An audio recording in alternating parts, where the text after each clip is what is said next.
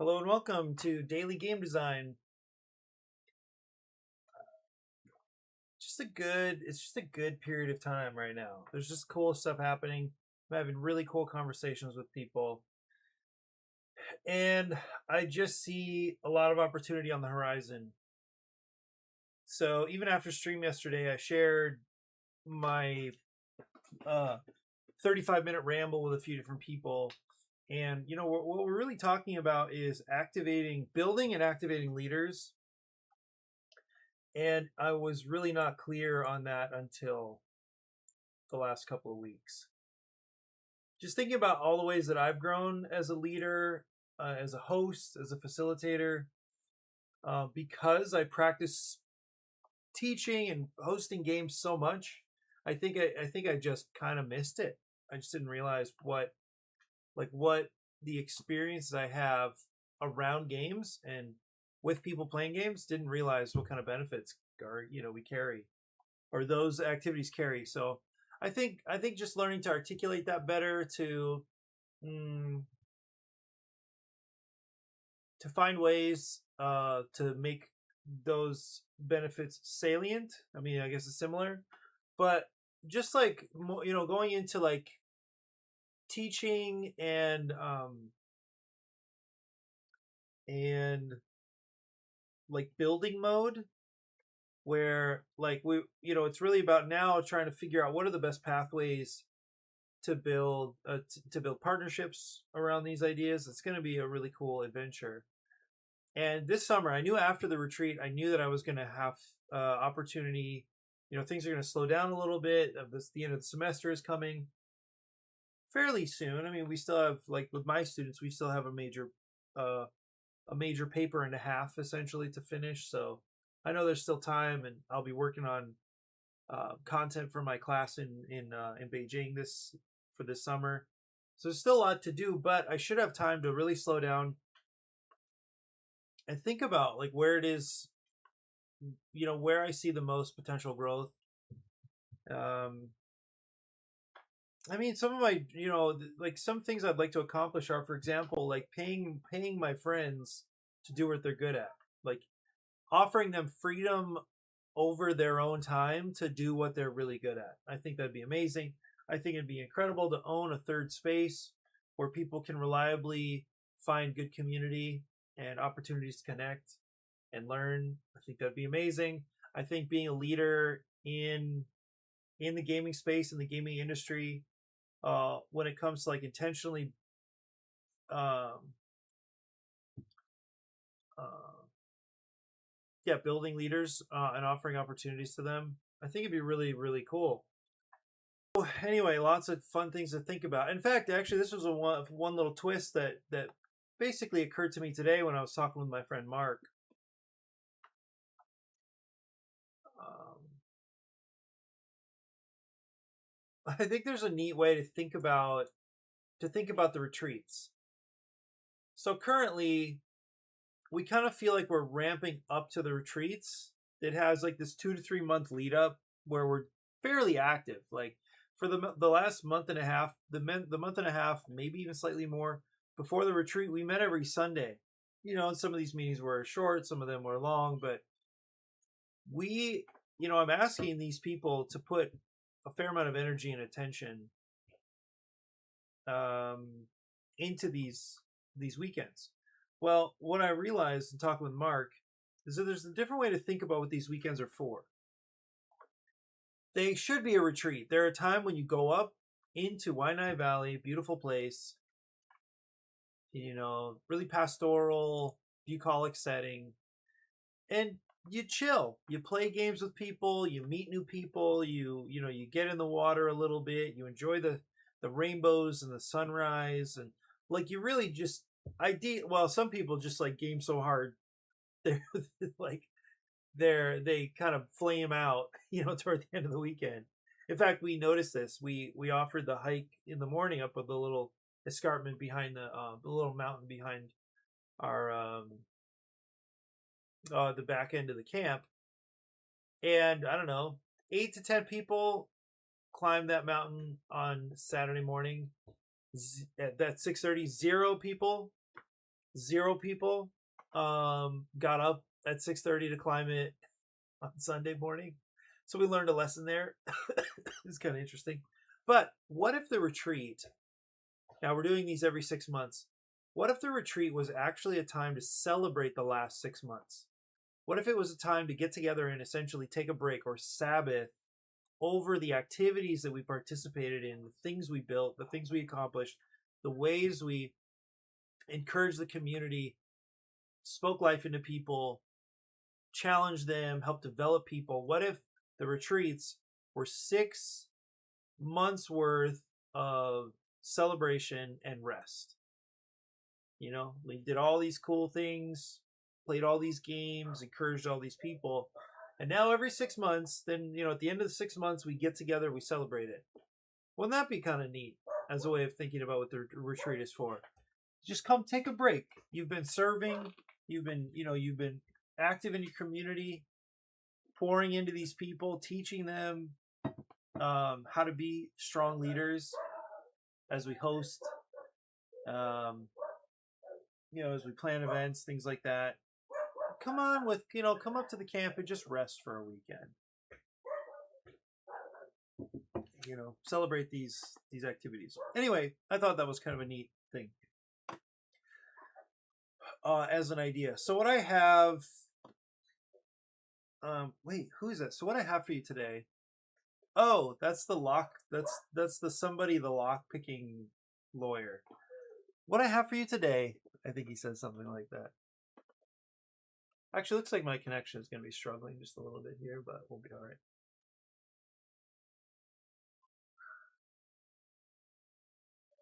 Oh, I wonder if it's because I left my hotspot on. Anyway, all good. It's been neat seeing the Rise of Babel deliver kind of recently, and so it's just kind of nice to check up on, what kind of ratings it's getting, how people are responding to.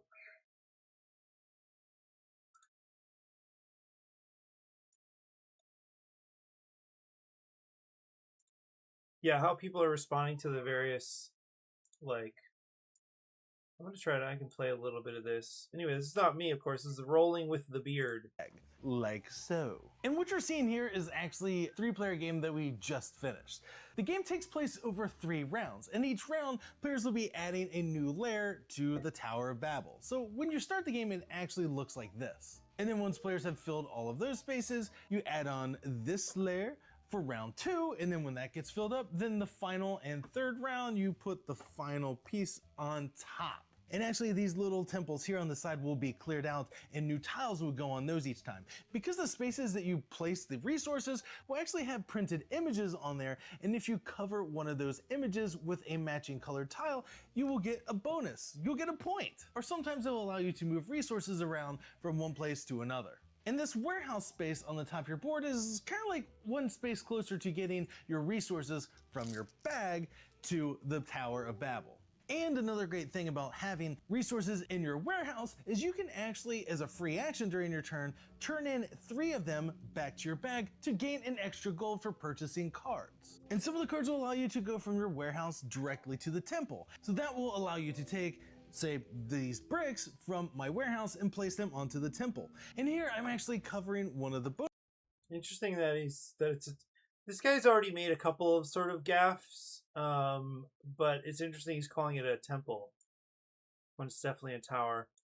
But I've never seen this reviewer before. It's great setup, and he's doing a good job with editing and stuff. It's just funny, like these little details. Anyway, how beautiful does this game look? They put a lot of time, a lot of resources into this. Is the Legendary Edition. It looks like it comes pre-painted or whatever this is, and these columns. Beautiful game. It looks like the guy's pretty excited about it. I don't know if I see.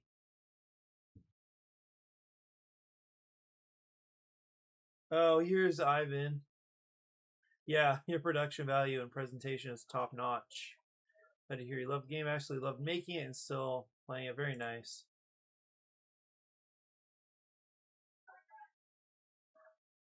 Yeah, nice.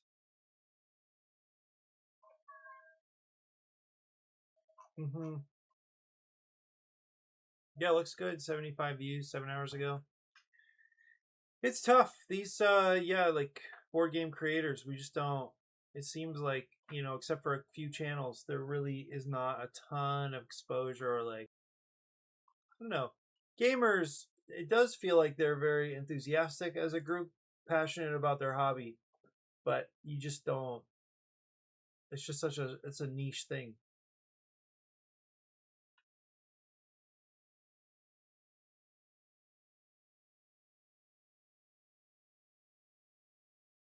Hmm.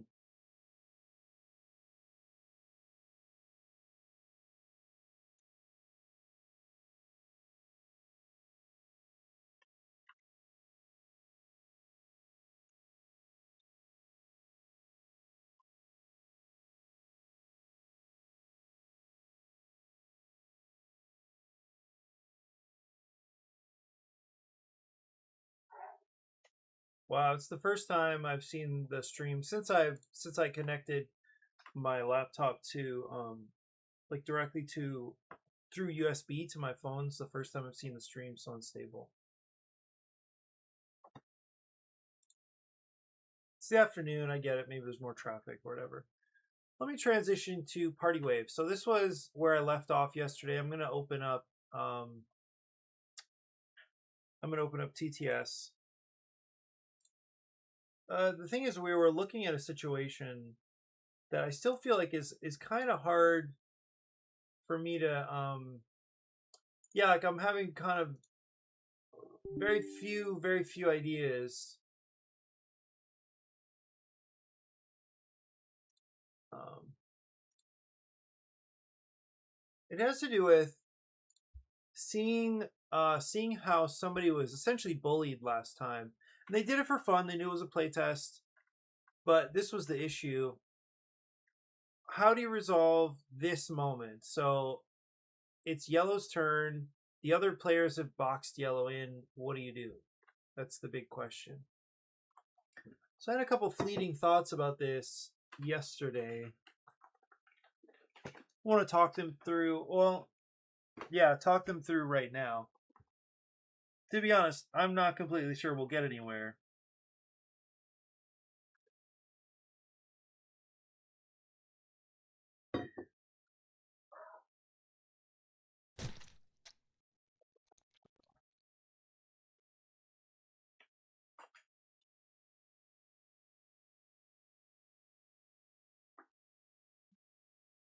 Let me check my resources. I feel like might be struggling resource wise here.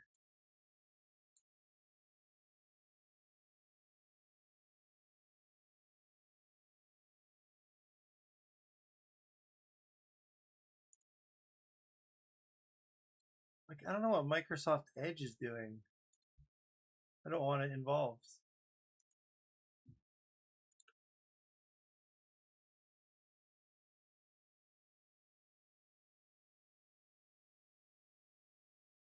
Yeah, well. Oh, I did send I sent my email off yesterday. This was the follow up email. We're starting to get like feedback from the retreat, and just really, yeah, really excited about it. Oh, it auto saved it. That's cool. Oh, that's nice. Yeah, so we're getting a lot of really positive feedback with some of the innovations this time. So just mostly pumped about that. And Vivalvi is really wild. The thing is, what I learned yesterday is that we really won't um like we're just really I'm unlikely to with the stream the setup the way it is. It's and to do this for free, like it's really taking a lot of resources. Whereas if I used a service, then I would pump out one, I don't know how to even talk about it, one stream of data to, a server somewhere, and that server would split it. So it would handle all of this all the weight of all these different streams trying to talk to different servers and stuff. I don't know. I don't know what I'm talking about. Mostly the thing is, apparently it's it's very taxing on my laptop to multi-stream. Whatevs, here we are. Okay, so this is the situation at hand. It's Yellow's turn. So one thought I had, Blue previously went, like just prior to Yellow going, Yellow's turn. So one thought I had was, well, you just can't create this situation. What if we made a rule where, let's say Blue starts here and no player could ever completely cut off another player from being able to move towards shore? Well, that sounds reasonable. I mean, if we have to do all the gymnastics of adding a check to, like, a process for, okay, if you're in this situation, what do you do? Then if we have to do that anyway, I don't see the problem of shifting the tax over to, like, a person on their turn not being able to create this situation.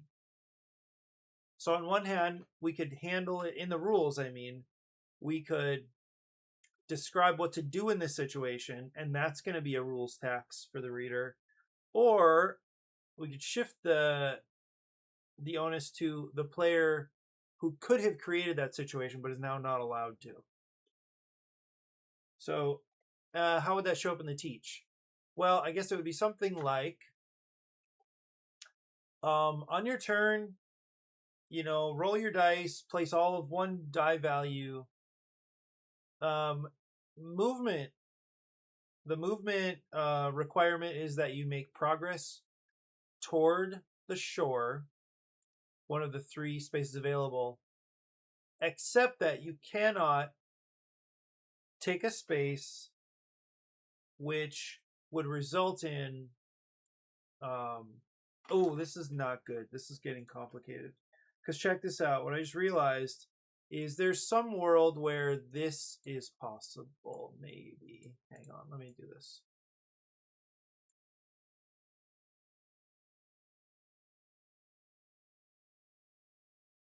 Oh, wait, let me think about this.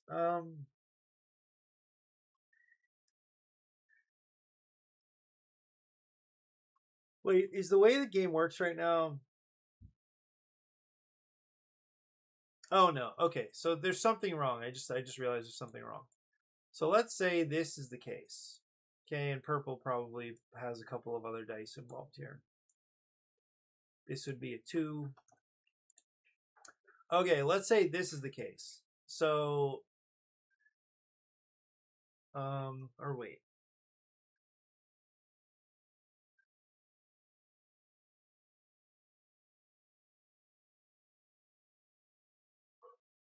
Well, let's see. So, yellow would had to have moved in there. Let me go back to this. So somehow this happened. I'm not going to think through, the turns that resulted in this. But let's say it comes to purple's turn. Okay, wait a second. Let's make this. Who should this be?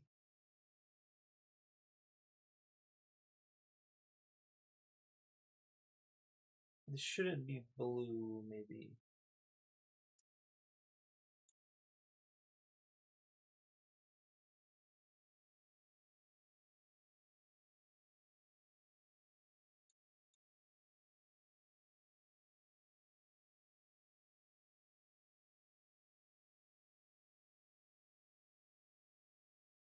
Yeah, like, I don't know how this is not possible, I think, what I'm just about to say, but just thinking about if this was possible, what would happen? Okay, so red. Yeah, the problem is, like, red. Let's say red ends their movement. Let's say they started over here and they push their luck, okay? So this is a 2, and then they just push their luck all the way here. So this would be like a 3, 2. 3. And then this 2. Okay.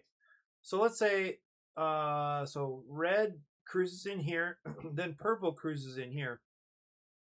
Yellow took their turn first, stopped. Then red swung in here. Purple cut by over here. Now it's blue's turn. Blue, for whatever reason. Well, I guess blue could even come this way. That's fine. So, so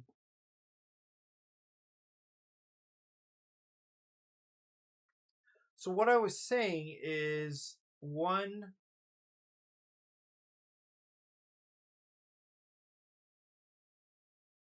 Oh, wait a minute.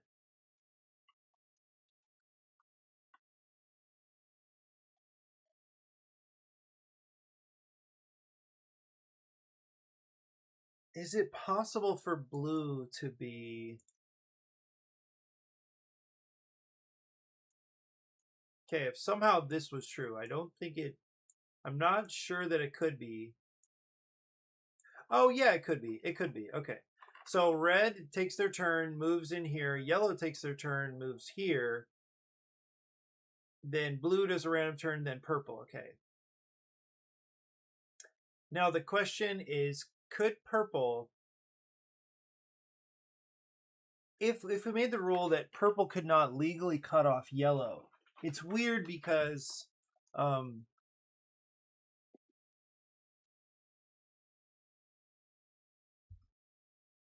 it's a little weird because red is going to be out of the way. So purple coming down this way doesn't really affect yellow. Not exactly. But the rule that I was describing does make it seem like it's kind of unnecessary is the point. Yeah, it's unnecessary.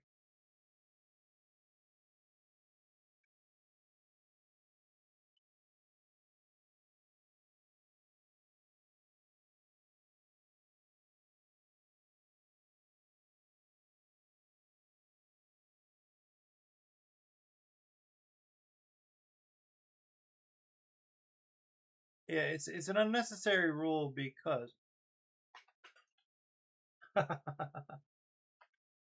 so I have these like really upbeat gamers, or at least a couple of the guys are, and they're coming back around to Armchair. I guess they used to go to Armchair some.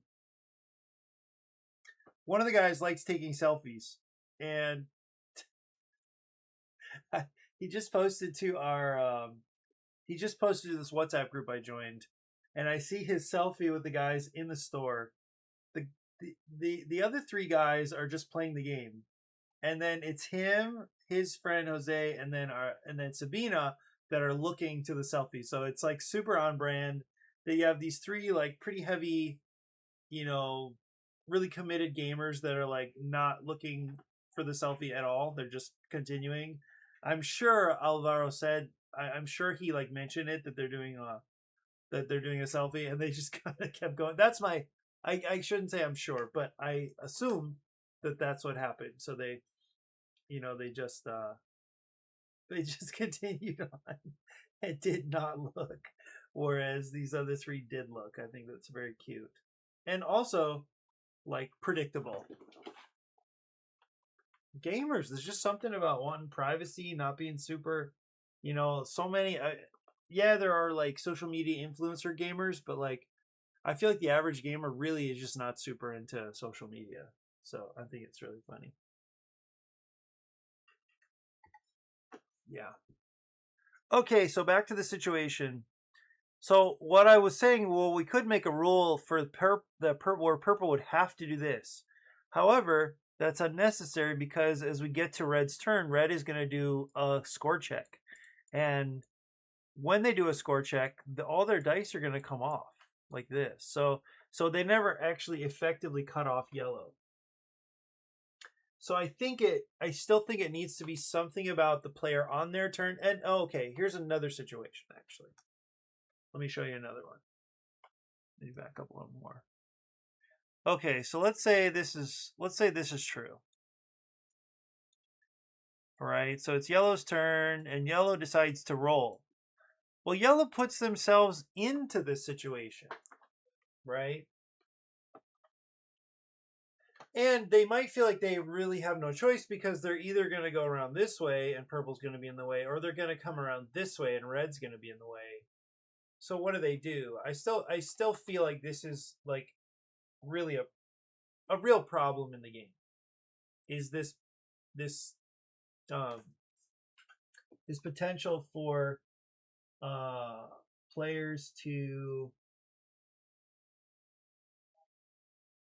like just kind of get stuck behind each other.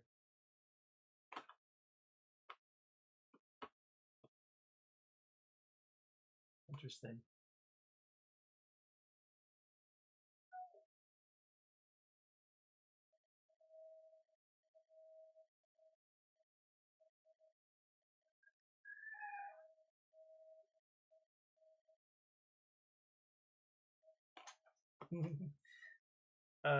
Can I open WhatsApp?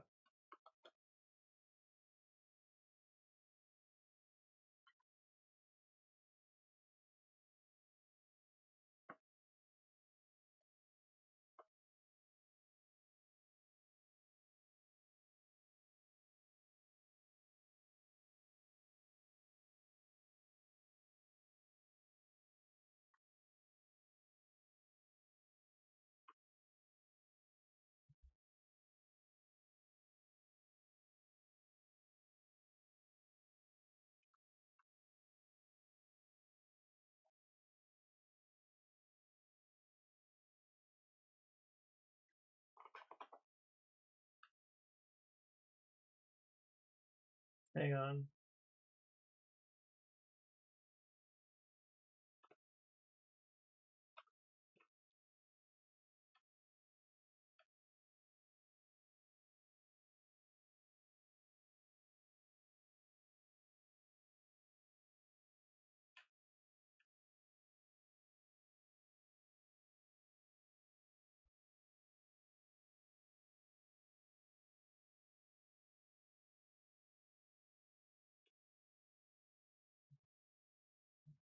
I'm just texting these guys back.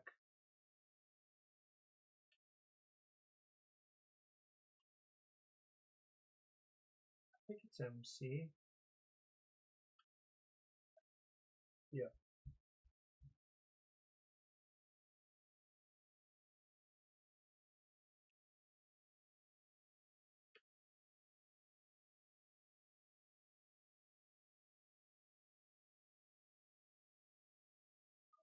I'm gonna attach a couple things really quick. It's interesting how WhatsApp just dumps photos and everything like right into my gallery. I don't know why it does that.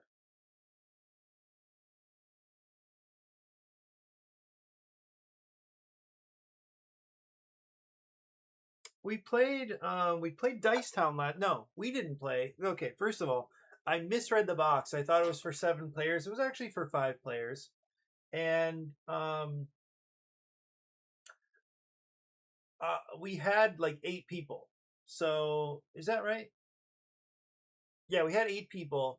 So Dave, Leah's husband, sat out, and then Leah and Stacy partnered.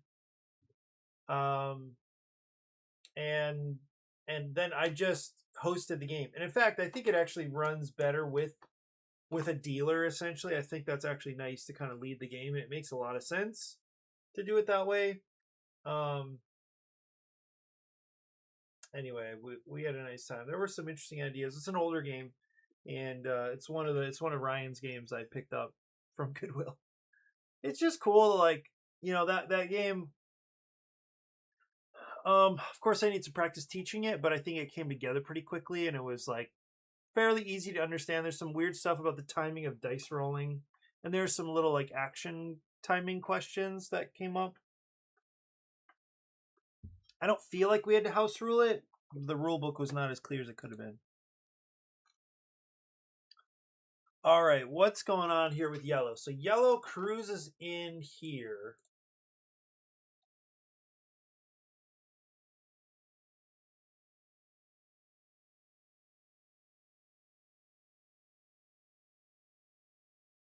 Hmm.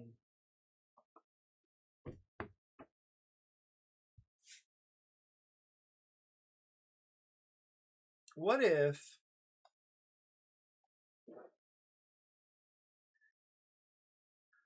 Oh, this is going to get nuts. What if you could jump over... What if you could jump over... This is similar to what... Yeah, I already don't love what I'm about to say. But let's just look at it. So let's say this is everything's back up here somehow. Okay, so what would I have to be able to say for yellow to be able to do this? I hate this idea. I hate it, but like, what if yellow could do that?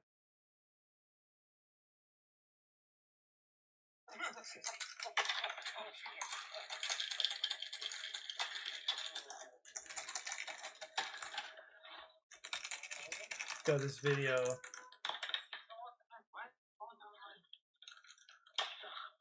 Everybody rolling their dice.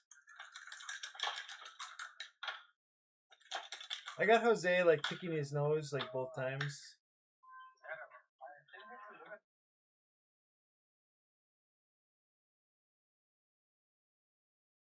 That's fun. Okay. Okay, so no, I don't like this. I don't like this at all, and it's partly because here's legal movement.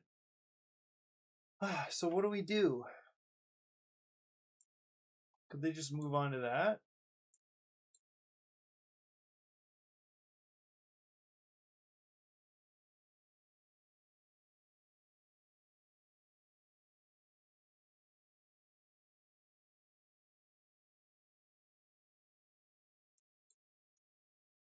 No. All right, well, let's say yellow. It's yellow's turn. Yellow rolls, decides to roll, and rolls a 3. Do we need to add a step where you check to see if there are any legal places to go? Because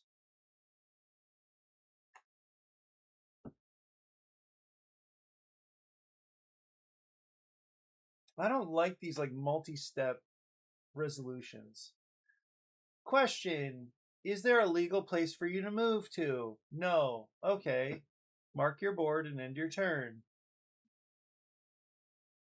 Sorry. Mark the die close to the shore with your board and end your turn. Wait, let's look at. Let me actually run a couple scenarios here. So let me just load the actual game. Okay, let's say yellow. Let's say yellow starts on a 3. All right, goes to a 2, ends their movement on this 2. Wonder if that's enough to. Okay, now red comes in here. Let's say red has a 2, and then goes 3. Just make this a 2. Ends their movement. Okay.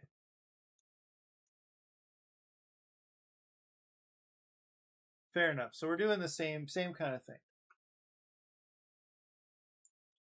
And then purple goes in, cuts off yellow like this. Let's say goes down to a 2. And then say finishes the wave on a 3. Okay, so they would need to, okay, so even down at the shore, there's no legal way to move. So you still need to mark the die closest to shore. So actually, if we add this question at the start of every roll, yeah, it's kind of annoying. It's like one more step. But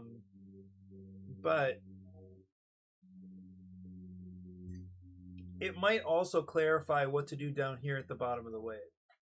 Okay, and then blue. This is just basically what I just set up. So let's say blue. Blue goes here, here. Let's have blue actually just like roll awesome. Let's go 4. Let's give him a shape. So we still would be going for shapes. And then we'll go for 3. 3, 2, 1, and then they end. Okay. Okay, now what does yellow do? Does yellow have a legal placement? No. So what do they do? I don't know. Draw a card?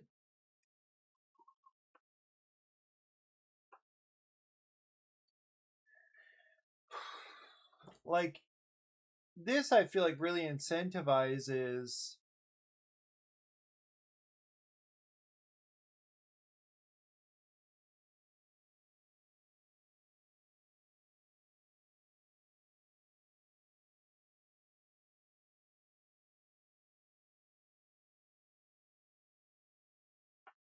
I mean, there is a version of this game that's like super mean, and yellow can just knock red off, knock red out of here. That'd be really bad.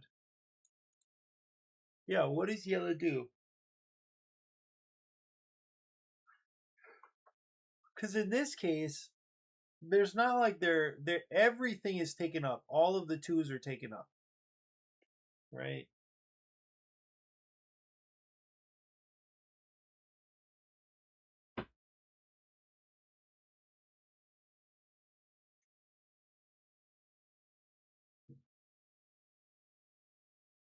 Hmm.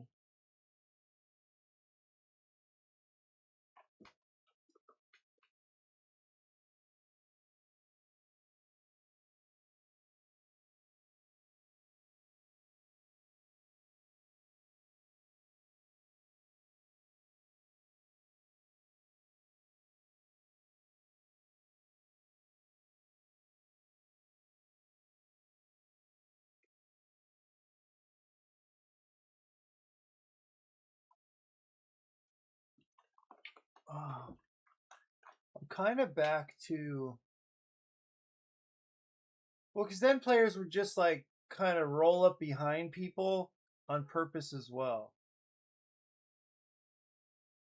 Is this one single problem killing the game? That's what I want to know. Is this it? Is it just too bad? This is unsolvable?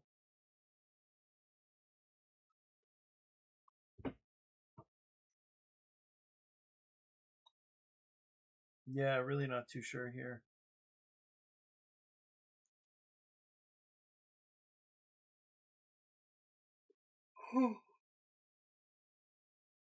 Not sure why I'm suddenly like pretty tired.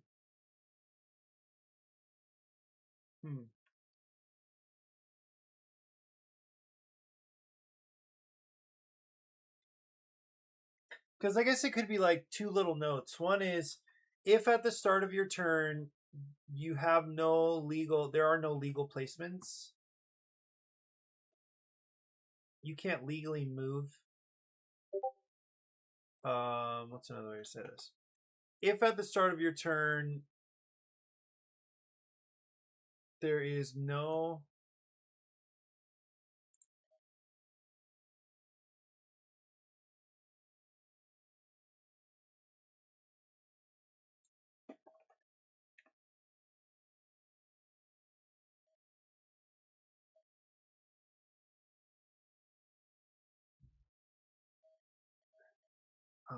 if at the start of your turn, like who's doing such a good job with these little things?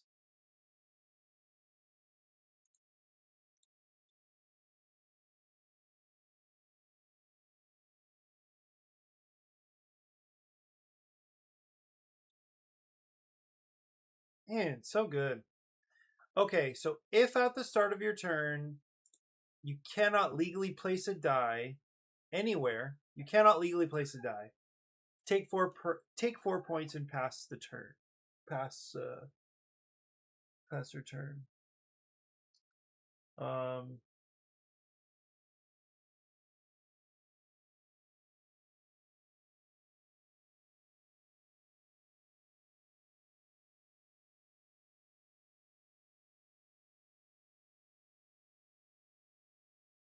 hmm.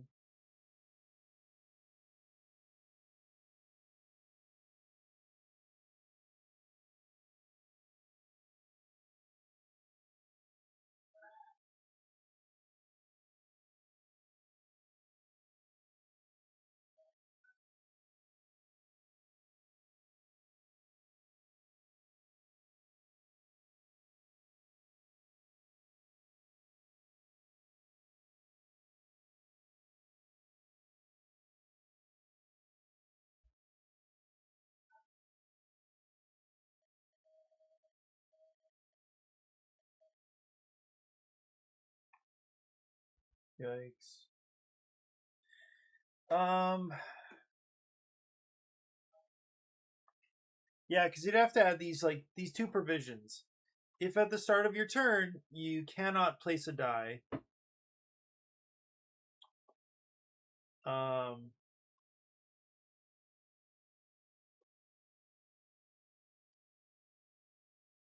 wait.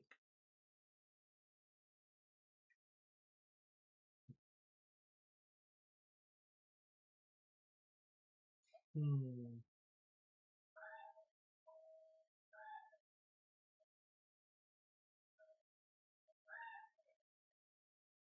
Every now and then I hear like screaming from the building next to me, and I don't really know what's going on over there. See, I don't like adding these little rules to this game. I think it ruins it. I think it takes it to a complexity level that is pretty inaccessible for a lot of people.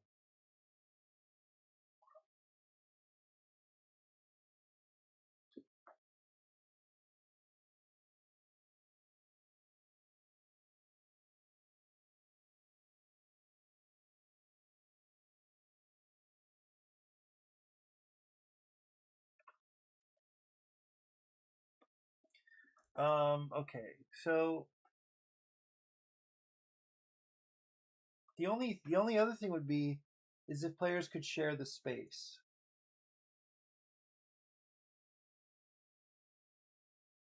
But then in that case, who cares?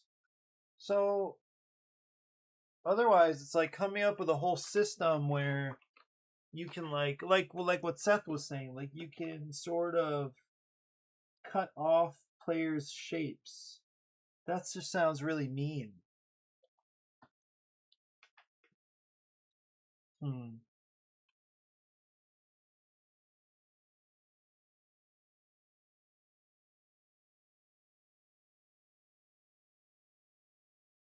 Hmm.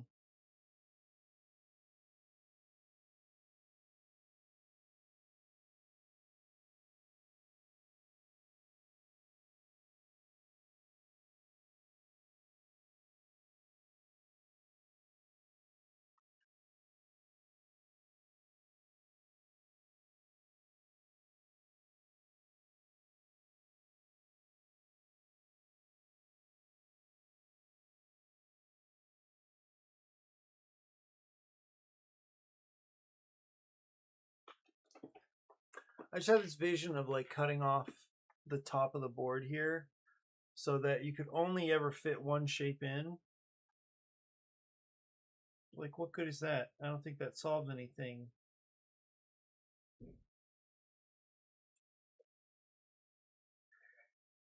Huh.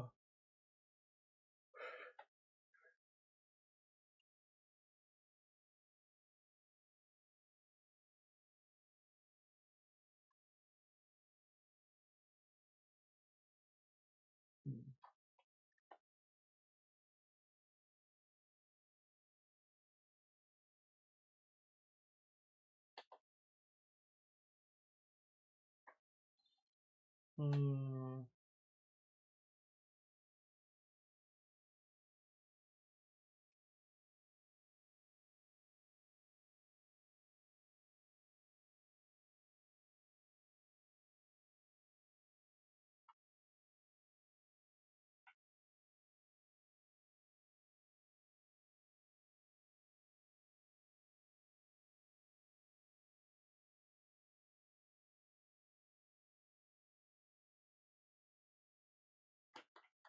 Yikes! This stream is just like struggle bus day. Oh, what about? We just need a really simple system. So surfboards can never share the same space. However,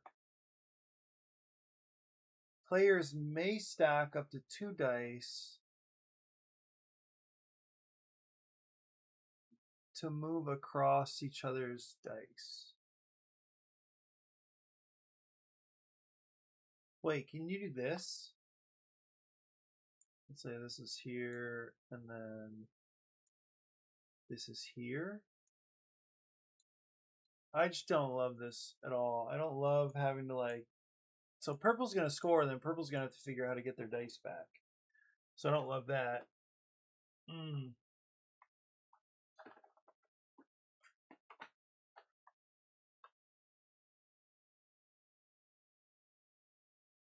Yeah, it's nothing like really simple is occurring to me, unfortunately.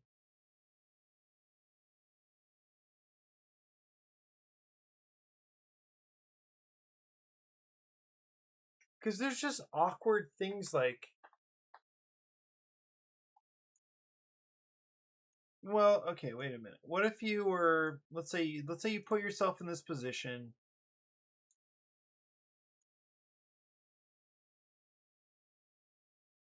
Let's say you start up here.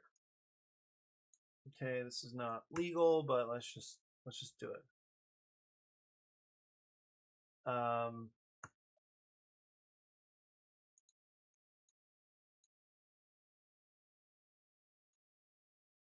Okay. So, um,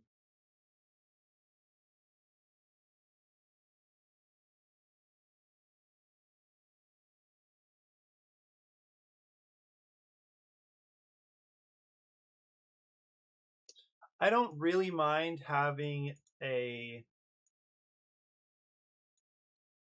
fall off the wave.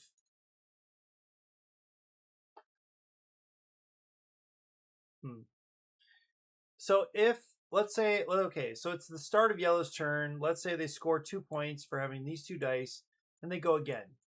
Okay, let's just imagine this. So now they roll and they place this 4. They roll again, and then they roll again, and then they place this 2. If they have nowhere to place, right?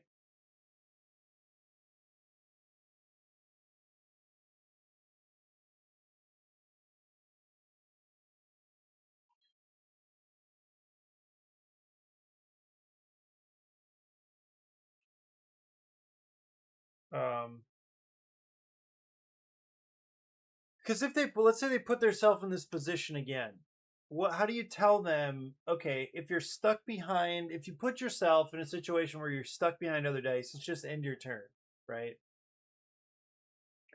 And then fall off and go again.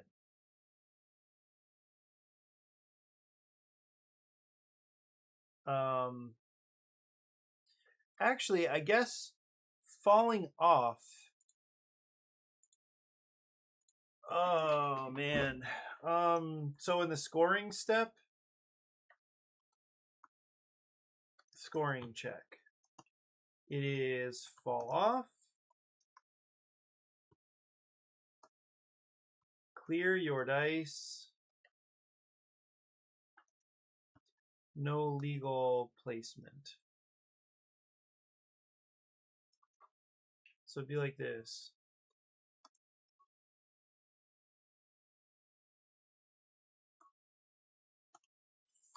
Fall off the wave. No legal placement. Score.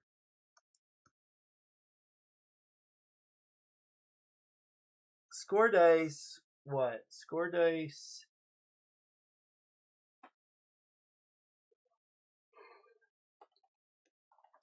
Equal to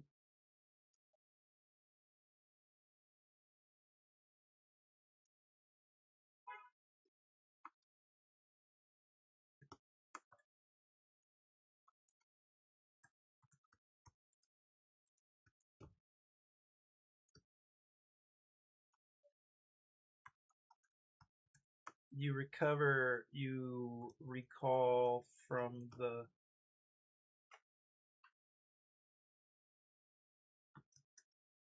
clear your dice and surfboard.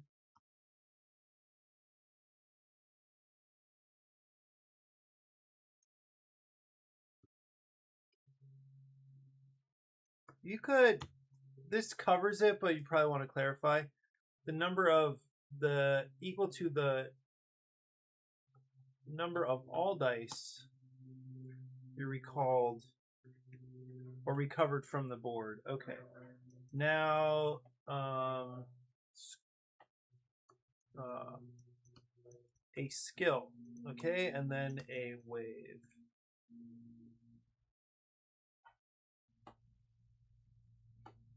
Oh, I guess it's still like this. It's still or a skill, or a wave. Wait, no.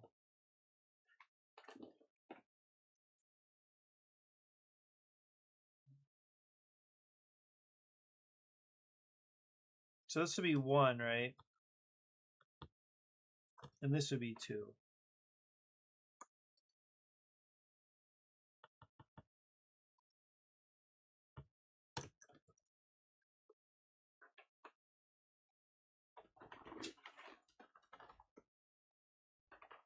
Right? Okay, so this is the first thing you do. So there's scoring check and then surfing. Right? So those are the score a skill card or a wave.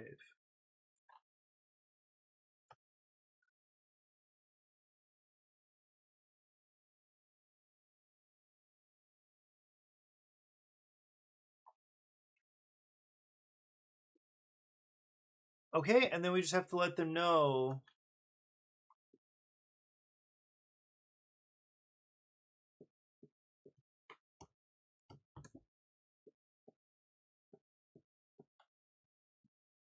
Yeah, it's kind of annoying to add this step, and hopefully it doesn't happen a whole lot, but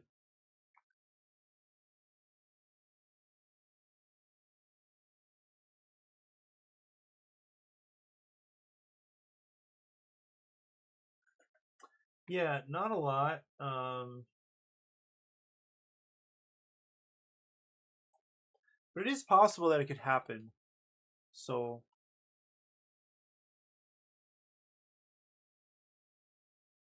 no legal placement at this time. Like, you're not even going to be able to take a real turn.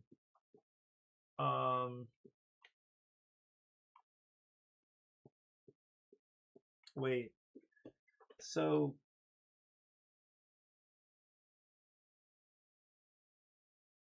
I guess it would be no. You score this first. Yeah, you score this first.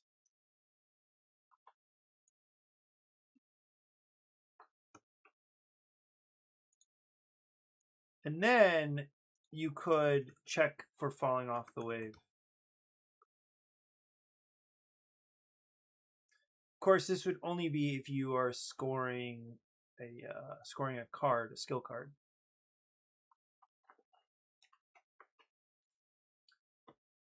No legal placement at this time. It still feels very clunky, rules exception-y, but I think it's the best I can do at the moment. Yeah. Okay, then and then surfing.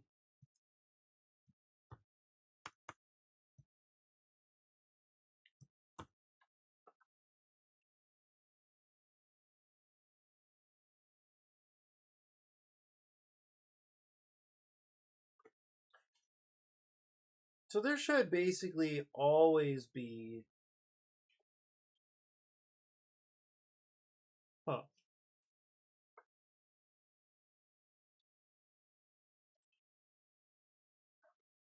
And this is like a step 1 score check.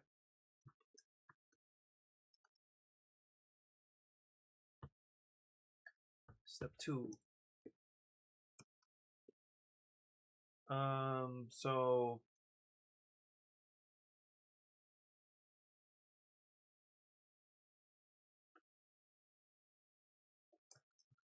roll dice and place all of one value. If only one die placed, may repeat step 1. Because this is also step 1. This is phase 1. I don't love it, but it's the cleanest I've got so far. Step 1, roll dice and place all of one value. If you only placed step 2,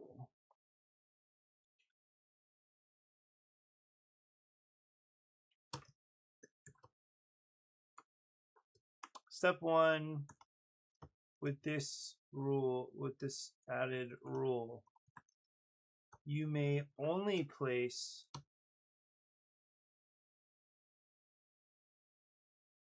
dice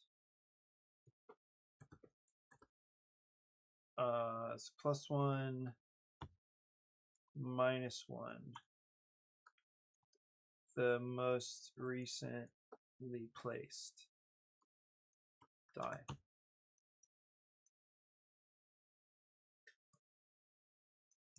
Like otherwise, end your turn.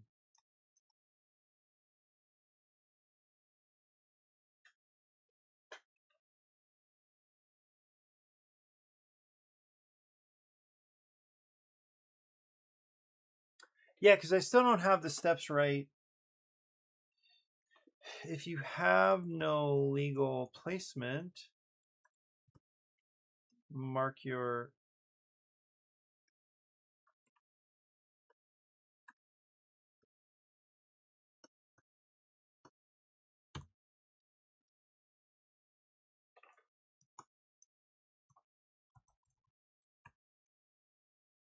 otherwise. Oh man. Including if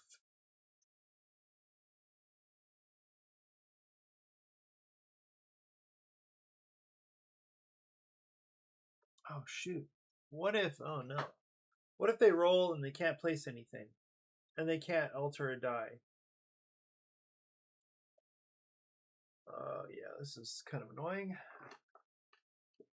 Because what is busting now?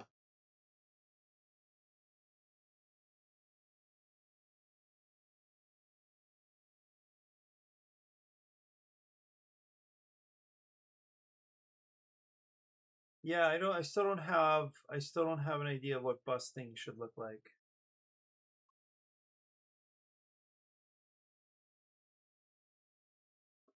Like, cause now it's like this whole like resolution tree where you've got either, let's say you roll, well, okay, let's say they rolled here, right? They rolled and then they rolled one more and then they place here. What do they do next? And how do we describe that? Do we just say, well, okay, you just mark this and you're done? Right? But what if they're okay, but what if they roll and they don't roll any they don't roll 2s or 4s? What do we do to them?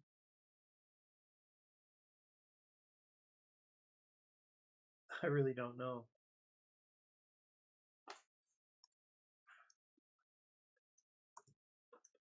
Still don't know what busting looks like.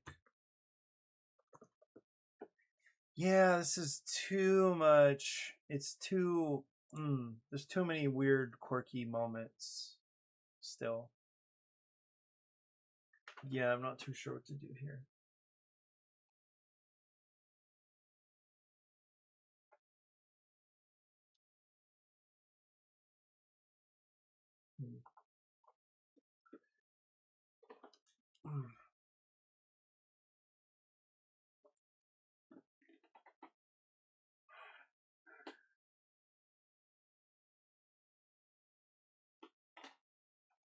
Too many like if this is the case, then do this. There's just too much of that.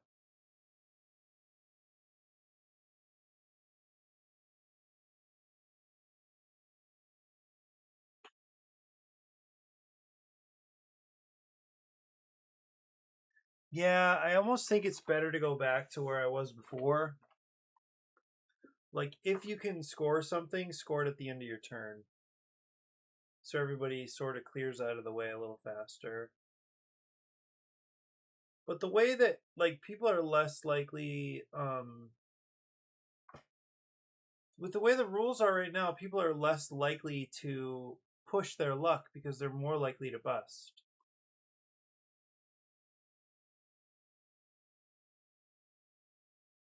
Yeah, I think it's more intuitive to put scoring at the end.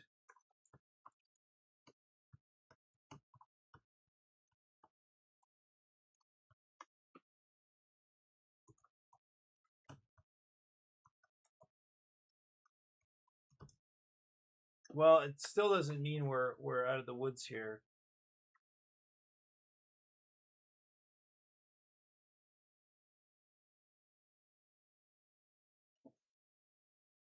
Maybe it would help. I'm just not too sure.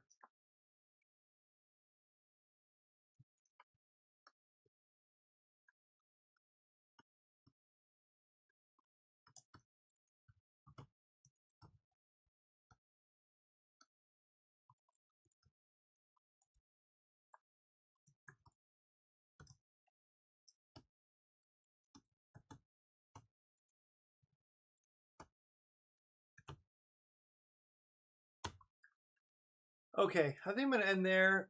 Thanks for hanging out. It's always good to make progress and at least be thinking through things. Hope you have a productive day, and I will see you soon. Actually, have a great weekend. Yeah. Bye bye for now.